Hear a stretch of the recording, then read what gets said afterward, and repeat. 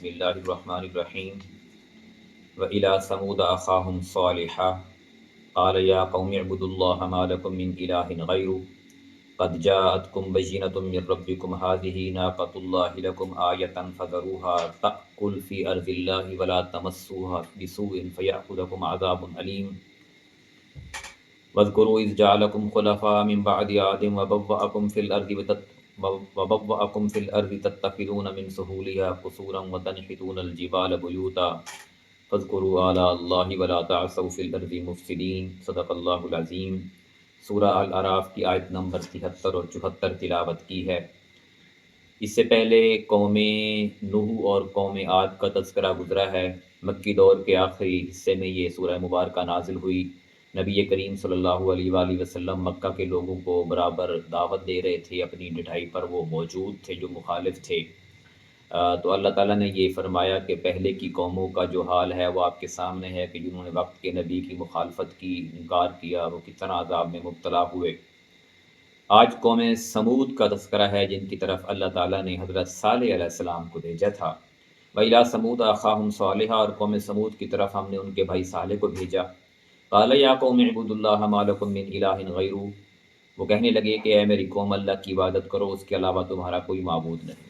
سارے انبیاء کی دعوت ایک ہی ہے، حضور صلی اللہ علیہ وسلم کی بھی یہی دعوت ہے، یعنی کوئی ایسا نبی نہیں ہے جس کی دعوت کوئی مختلف ہو۔ 1,24,000 پیغمبر آئے ہیں اور سب نے ایک ہی بات کی ہے کہ اللہ کی عبادت کرو، اس کے علاوہ تمہارا کوئی معبود نہیں۔ قد جاءتکم بینۃ من ربکم، یقیناً تمہارے پاس تمہارے رب کی طرف سے واضح دلیل آ چکی ہے۔ وہ واضح دلیل کیا ہے؟ ھذہ ناقۃ اللہ لکم، یہ اللہ کی اونٹنی تمہارے لیے ایک نشانی ہے۔ فذروها، تو تم اسے چھوڑ دو، تأکل، کھاتی پھرے، فی ارض اللہ، بیچ زمین اللہ کے، ولا تمسوها بسوء، اور برے ارادے سے اسے مت چھونا۔ یعنی حضرت صالح علیہ السلام، قوم سمود جو قوم عاد کی بربادی کے بعد جان نشین بنی تھی، ان کو یہ دعوت دے رہے تھے، وہ مان نہیں رہے تھے، وہ کہہ رہے تھے کہ واضح نشانی لے کر آؤ۔ جب واضح نشانی دی کہ یہ اونٹنی ہے، یہ اللہ کی طرف سے ہے، اگر تم اس کو نقصان پہنچاؤ گے، کوئی اس کے ساتھ بری حرکت کرو گے تو تمہارے اوپر اللہ کا عذاب آ جائے گا۔ تو انہوں نے کہا کہ اب واضح نشانی تمہارے پاس آ چکی ہے، یہ اللہ کی اونٹنی ہے، بس اس کو تم نے ہاتھ نہیں لگانا، جہاں مرضی چرتی پھرے، جہاں جو مرضی کھائے پیے، اس کو کسی نے چھیڑنا نہیں ہے۔ فَيَأْخُذَكُمْ عَذَابٌ عَلِيمٌ، ورنہ تمہیں دردناک عذاب آ پکڑے گا۔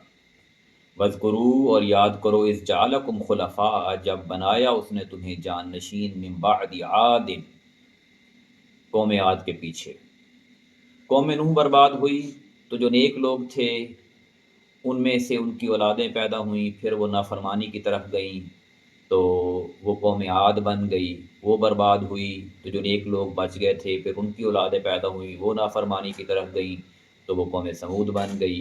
قوم سمود کی طرف صالح علیہ السلام آئے، اور اسی کا تذکرہ ہے کہ اس وقت کو یاد کرو جب اللہ نے تمہیں قوم عاد کے پیچھے جان نشین بنایا۔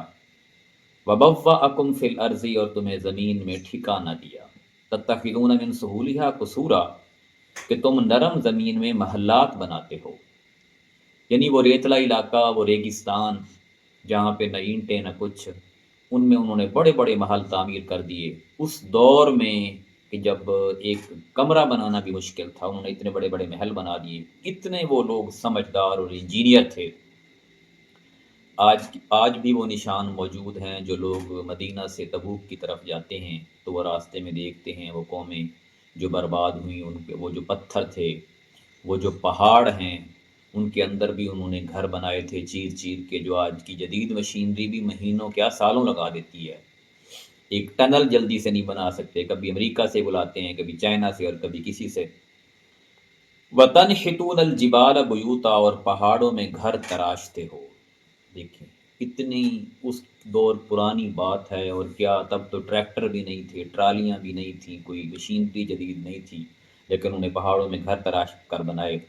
اور جب یہاں تک پہنچ گئے کہ زمین میں نرم زمین میں محل بنا دیا، اور جو سخت پتھر پہاڑ تھے ان کو کاٹ کر جو اپنے گھر بنا لیے، تو پھر وہ اللہ کے خلاف ہو گئے اور نافرمانی پر اتر آئے کہ یہ تو ہماری اپنی کارگزاری اور کارکردگی ہے، ہمارا اپنا ذہن ہے جو ہم یہاں تک پہنچے ہیں۔ فَاذْكُرُوا آلاء اللّہ، تو تم اللہ کی نعمتوں کو یاد کرو، ولا تعثوا فی الارض مفسدین، اور زمین میں فساد پھیلاتے ہوئے مت پھرو۔